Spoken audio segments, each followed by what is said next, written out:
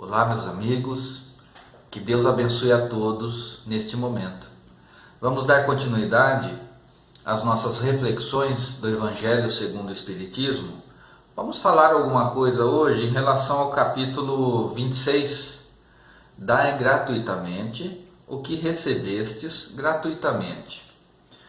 E nós iniciamos com essa passagem de Jesus, que está no Evangelho de Mateus, capítulo 10, versículo 8. Restituí a saúde aos doentes, ressuscitai os mortos, curai os leprosos, expulsai os demônios, dai gratuitamente o que gratuitamente recebestes. Aqui nós vemos então que Jesus estava dando uma orientação aos seus discípulos quando os encaminhou para que fossem, para diversos lugares e que colocassem em exercício aquilo que eles tinham aprendido com Jesus, Ou seja, vivenciando na prática, na execução com o seu próximo, com o seu necessitado, as lições que aprenderam com Jesus. Restituir a saúde aos doentes, ressuscitai os mortos, curai os leprosos, expulsai os demônios. Percebemos aqui nesse texto que existe um linguajar próprio, utilizando termos como ressuscitai os mortos, expulsai os demônios. Lembrando que demônio era usado de maneira corriqueira naquele tempo. Demônio significava, tinha o entendimento de ser um espírito, um desencarnado. Então não tinha essa ideia pejorativa que muitas pessoas ainda têm hoje em relação a isso, que transmite medo, que transmite pavor, como se fosse uma coisa assim, que fizesse o mal absoluto para o seu próximo. Na verdade, demônio significava apenas espírito, simplesmente isso, nada mais. Então nós vemos aqui que Jesus deu essa recomendação aos seus discípulos, para que trabalhassem, para que vivenciassem os seus ensinamentos, e foi isso que eles procuraram fazer e colocar em prática. Através do quê? Através do exercício da mediunidade que os discípulos possuíam também. Então, por meio desse instrumento extraordinário que é a mediunidade, ou seja, a possibilidade de nós, espíritos encarnados, de nos colocarmos em comunicação com o plano espiritual, mais ainda da maneira de através desse instrumento, de nós manipularmos os fluidos, auxiliados pelos bons espíritos, para levar a cura, para levar o consolo, para levar o bem-estar da outra pessoa, da outra criatura que está passando por grandes necessidades.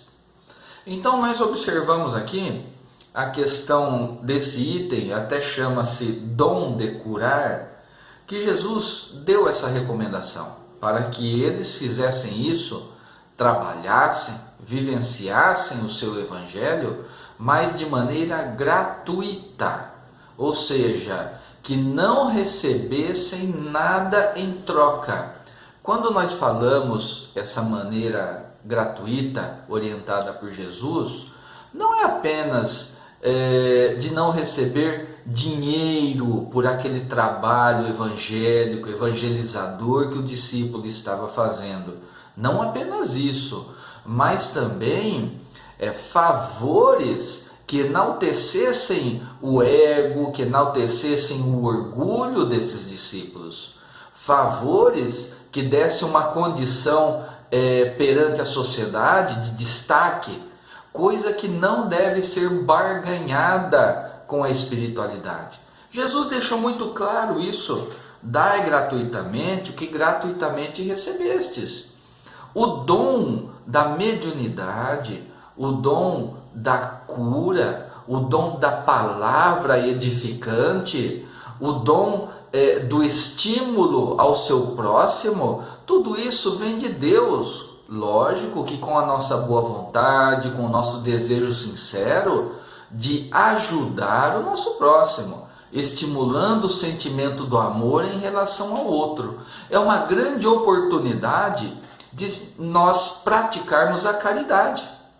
Quando nós nos aproximamos de uma outra criatura que está passando por grandes dificuldades, que está em desequilíbrio emocional, transtornada, de nós procurarmos levar aquela criatura a refletir e acalmar os seus pensamentos, o seu comportamento, né? E serenando a sua mente, e que dessa maneira levar a essa pessoa um pouquinho de consolo.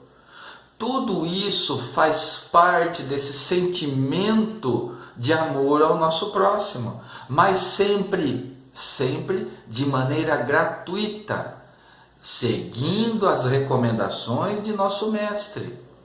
Sabemos que a nossa sociedade passou por grandes dificuldades quando uma grande instituição religiosa recebia valores, bens, riquezas para se colocar como intermediário de Deus em relação àquelas criaturas que estavam sofrendo, ou em relação a entes queridos que desencarnaram, que morreram, e os familiares encarnados, pedindo a esses intermediários de Deus preces. E essas preces, naquele tempo, eram pagas, eram as chamadas indulgências, que nós já ouvimos falar nos estudos que nós já fizemos. Ocorria muito na Idade Média, naquele período sombrio da humanidade. É lógico que a instituição religiosa que nós aqui nos referimos era composta por homens imperfeitos. E toda instituição religiosa, ou econômica, ou social, ela tem as suas imperfeições. Por quê? Porque aqueles que comandam essas instituições são homens e são imperfeitos.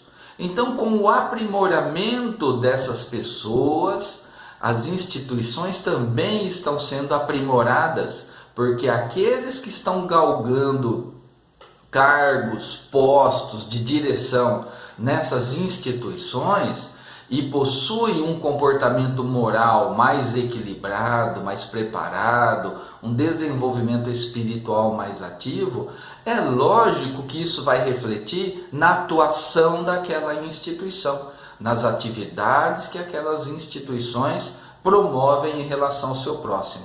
Nós estamos vendo muito disso hoje. Nesse período que nós estamos passando, nós vemos que muitas pessoas estão em necessidade. E muitas outras pessoas, de maneira voluntária, caridosa, de diversos ramos de religiosidade, estão se movimentando para auxiliar o seu próximo.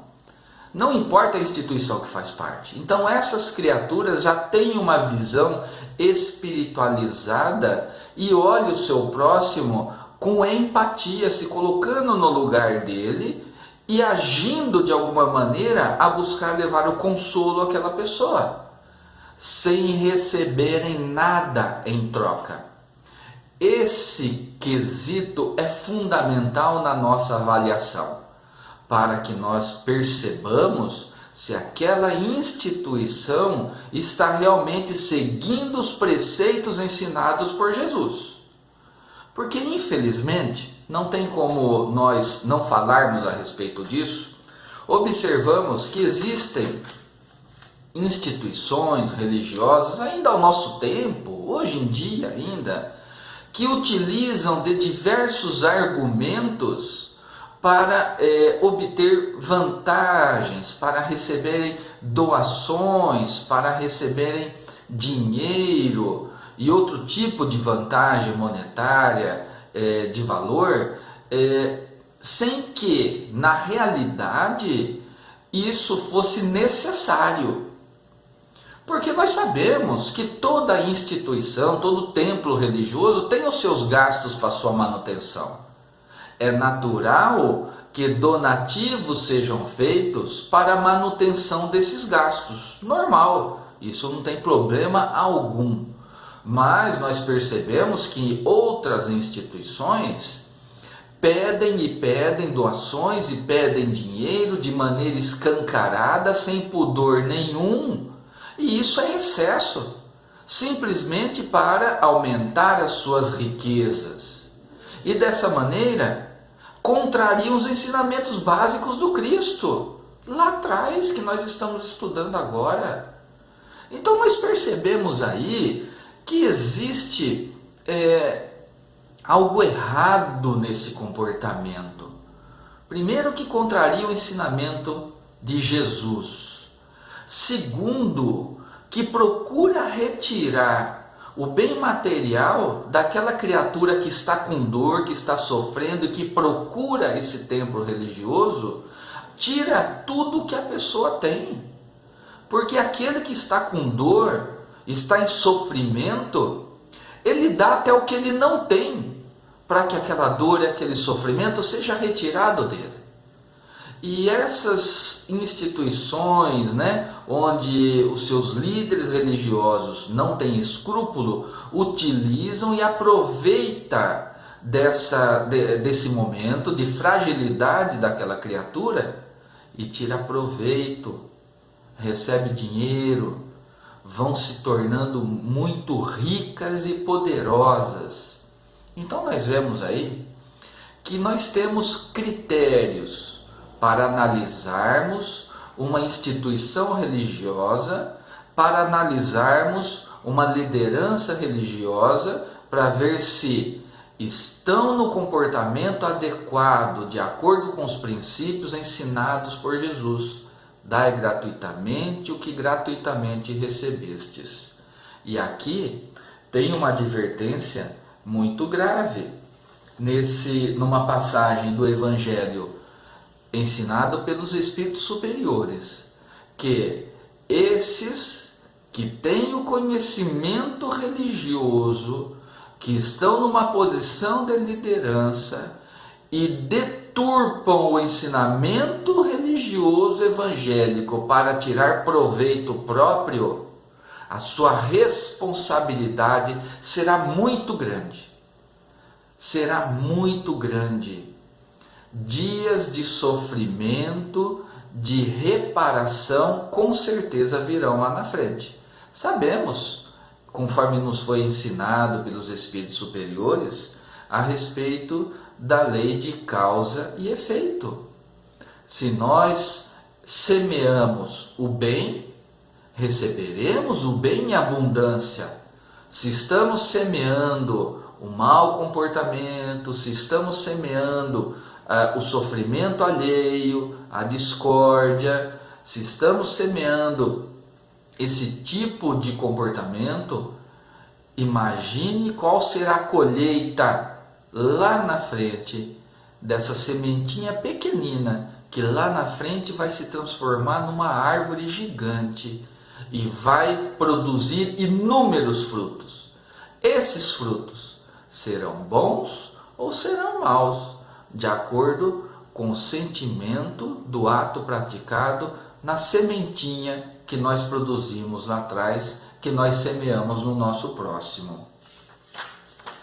Na sequência, existe uma passagem que fala a respeito dos vendilhões expulsos do templo e demonstra um comportamento até agressivo, meio violento de Jesus quando expulsou os vendilhões que estavam utilizando daquele ambiente religioso para vender produtos, obter vantagens, fazer troca e aumentarem a sua riqueza, deturpando totalmente